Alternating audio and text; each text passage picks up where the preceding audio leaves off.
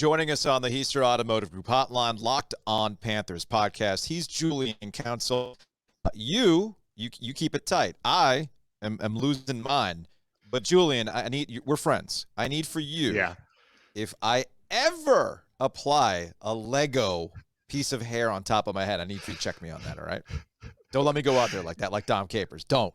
Hey, you know what? Some people are just trying to hold on to whatever they can hold on to, man. Obviously, he's already lost the battle. Of that. Hey, look, and that's totally fine. Like, go out there and do it. My dad, for a long time, you know, he had a little bit of hair, but he decided, all right, I'm just going to go ahead, save myself some money, go in the barbershop and just shave it myself. So I understand. Like, some people, they just want to hold on. So let Dom Capers hold on. Well, speaking of holding on, I do think not to clown Don Capers, the original coach of the Carolina Panthers, but look, man, I get where David Tepper, the owner of the Carolina Panthers, is just like every other owner in the NFL, or really any owner in professional sports. The coach you just had that you fired, the next guy is going to be the opposite of that. So you went and got the hot name with the hot assistant in Joe Brady. It failed spectacularly. So what do? You go get the veteran guy. You get Frank Reich. But I feel like, and this is somebody who's all about nostalgia. I mean, I'm wearing a Mickey Mouse shirt, for heaven's sake. I feel like we're a little too 1995 right now. You know, with Frank Reich coming back. Now you got Dom Capers. You know, Jim Caldwell's in the building. So what do you think of this kind of like super veteran group that Tepper seems to be putting together with Frank Reich? No, you're right. And I mean, that's just human nature to go find the opposite of your ex. And Frank Reich certainly is that at 61 years old, having been in the NFL since 95, his last season when he was the first ever starting quarterback for the Carolina Panthers. I like it, honestly. Like, the problem with Rule was he didn't have a ton of NFL experience on his staff. And yes, obviously he was a college coach. And I was one of the people who was willing to give him the benefit of the doubt, because if you're going to bring in a guy like Matt Rule, you got to give him some time to build a proper staff. By the time he tried to do that, it was already too late. Now, had he got the quarterback position right, maybe we're not having this conversation right now, but I certainly am appreciative of the staff that Frank Reich has built so far. He's been a proven winner in the NFL. He's been in situations where the quarterback was never stable, and yet he went 40-33-1 in Indianapolis. And had Andrew Luck never retired, again, we're probably not having this conversation. I think Jim Caldwell's a solid hire. Frank Reich's probably the only guy Jim Caldwell would come work for, stating the other day that he's probably not going to be a head coach again, but he has so much respect for Frank Reich.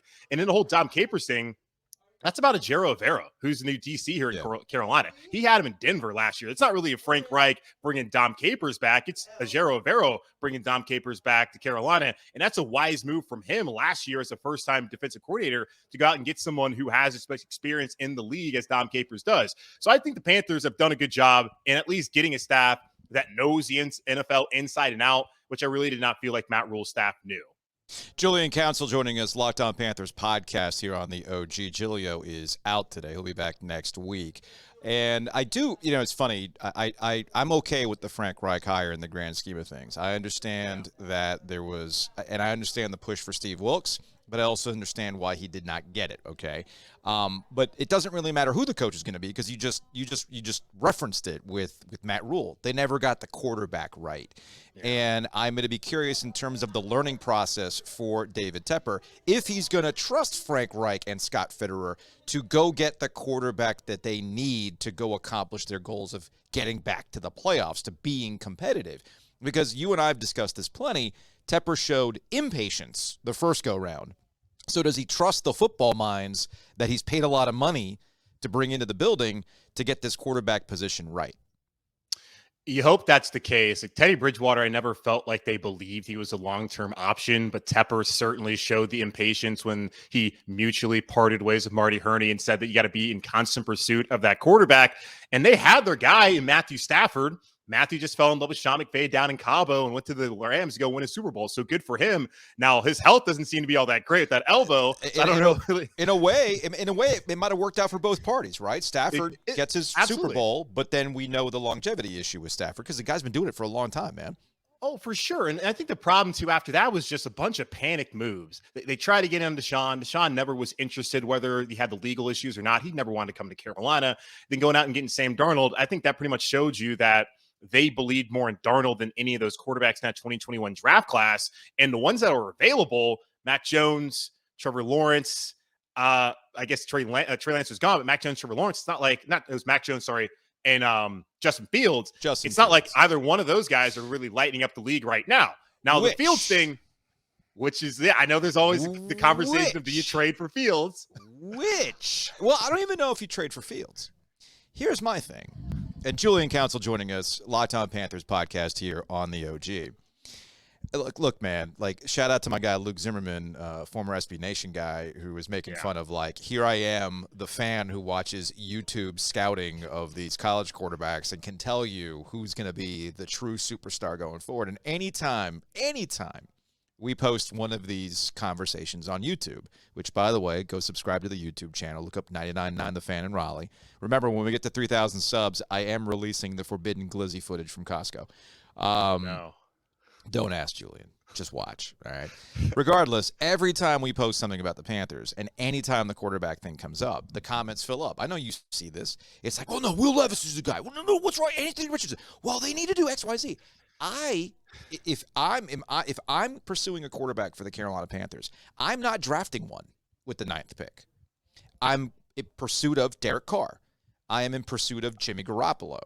I would say hit up the Baltimore Ravens and be like, hey, why don't you throw the non-exclusive franchise tag on Lamar, and then we can work out this deal.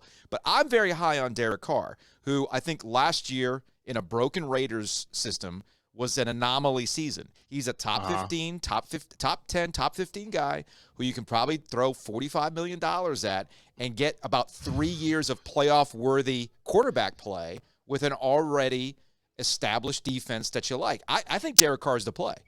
Yeah, I've had people bring this up to me, looking at it in a similar fashion of how things went in Kansas City with Alex Smith and then Patrick Mahomes. Now, none of us thought Mahomes would be this good. Oh, come on now. Like, nobody thought we already have a Hall of Famer. Yeah, it's hard. It's hard to kind of follow that blueprint because there's only one of those guys. He's pretty doggone good. I do think if Derek Carr goes to New York with the Jets, they're a playoff team. They haven't been a playoff team since 2010. If he goes to New Orleans, they're a playoff team. If he comes to Carolina, I believe they're a playoff team. Now, here's the thing, though. Going back to what David Tepper said back in December of 2020, you got to be in constant pursuit of the guy who can lift the Lombardi trophy and lead a parade down Trade and Tryon in Uptown Charlotte. I don't think that they believe Derek Carr is that guy. So if they don't believe that, then it makes more sense for them to then take a risk on Anthony Richardson, who, if he can put it together, the dude could be awesome. Will Levis, Bryce Young, CJ Stroud, one of those guys. I just feel like that's what they want to do now, is just do it the right way, so to say, by just drafting a guy early in the first round, having enough around him, because the offensive line, much better position than in 2021 when Justin Fields potentially would have been here in Carolina or with Mac Jones. Offensive line is there now. You can run the football. I don't know who's going to be the running back, but I think they got that figured out. Need another wide receiver, of course, and a tight end would help. And defensively, fill a couple holes. This is a better situation for a rookie to step into than in the 2021 season had they potentially taken a quarterback there at 8th overall instead of J.C. Horn. Julian Council joining us, Locked On Panthers podcast on the OG alongside Joe Giglio, who's actually not alongside me today because he took the day off. I'll have to break that habit at some point. He'll be back on Monday. Point being, the NFC, if I'm the Panthers, things are so – I get what their ultimate goal is, to go win the Super Bowl. But I feel like towards the end of the Ron Rivera, and you're in Charlotte, you would know this better than I. I'm on my little remote island here in the Triangle. But from a distance, the end of the Ron Rivera era, blowing up a beloved group of guys with Cam Newton and Greg Olsen and the like, right? And then I feel like Matt Rule nuked any goodwill in Charlotte for the Carolina Panthers and how that all played out. And David Tepper's handling of some of these press conferences also nuked some of that goodwill. And I feel like it's not about so much just turning it around and win the Super Bowl. You got to get people interested again, all right? And that's just making the playoffs. And the NFC South is there for you to take. Baby steps, man. Baby steps. Take the NFC South first, which was almost there for them because what I've been screaming finally came true. All these old quarterbacks were eventually going to fall off. There's no reason why, had the Panthers gotten their act together, they're not knocking off Tom Brady and the Tampa Bay Buccaneers, and they would have been in the one in the that's playoffs. why we're here. And that's why we're here. And that's why we're here. I felt like going into year 3, knowing that Breeze and Brady weren't going to be around for the long haul, the Panthers needed to be in position to be atop of the NFC South, which that was not the case in 2022. And even still, with all the quarterback indecision and Matt Rule getting fired after week 5, they were still right there, week 17. Had they won that game and then gone to New Orleans and won it, and who knows in the alternate universe where they actually follow up and beat the Saints, because that team certainly showed the inability to be able to stack wins and build off the prior success. Like that's where they should have been. And that's really, when you look at it too now, like, yes, the NFC, there's not a lot of quarterbacks. It's not like the AFC where it's Joe Burrow, there's Justin Herbert, there's Mahomes, there's Josh Allen. Like, there's still not necessarily like, you have to get this done now. Like with the Jets probably want to get Derek Carr. Like, we need to get somebody in here to be able to compete. Where the NFC, you can almost make the playoffs without a quarterback. Yeah. So I look at it as they're still going to want to get a younger guy because the fans need hope. And that's what Cam Newton brought this team. He brought him hope. And it's very hard to put your hope into a quarterback in Sam Darnold, who was terrible for 3 years in New York. It's hard to put your hope in a guy in Baker Mayfield who, yes, had success and won a playoff game in Cleveland of all places, but then got dumped for Deshaun Watson, which of course makes sense for the Cleveland Browns, but the circumstances surrounding Watson made it even look worse for Baker Mayfield and how he conducted himself. What this fan base needs is hope that a quarterback, preferably a younger guy, can be the answer here long term. David Tepper sold us sustained success, and the best way I feel like for them at least to provide the hope of that happening, aside from the staff that they built, is to bring in a young quarterback and watch him grow and then see what happens. You know, the Panthers are a lot like NC State basketball. Just wait for the Hall of Famers to leave and then take advantage like they're doing right now. Right, Julian? Good for them. They're fun. Okay, for those who don't know, Julian Council, he's a big Carolina guy. I see it. They're a fun team to watch. I had one of my buddies text me on Sunday after the game being like, go Pack. I'm like, look, man, I'm very jealous because I actually enjoy watching Jarkel Joyner and Traquavion Smith. And, of course, DJ Burns backed that thing up. I love it. Man. But I really wish this wasn't happening right now. And it's also funny that he's trashing me when the last time I checked, 6 out of the last 37 times? That's the one time State's won? Details, Julian. Details. Julian Council, Locked On Panthers Podcast. All right, man. We appreciate your time. Take it easy. All right.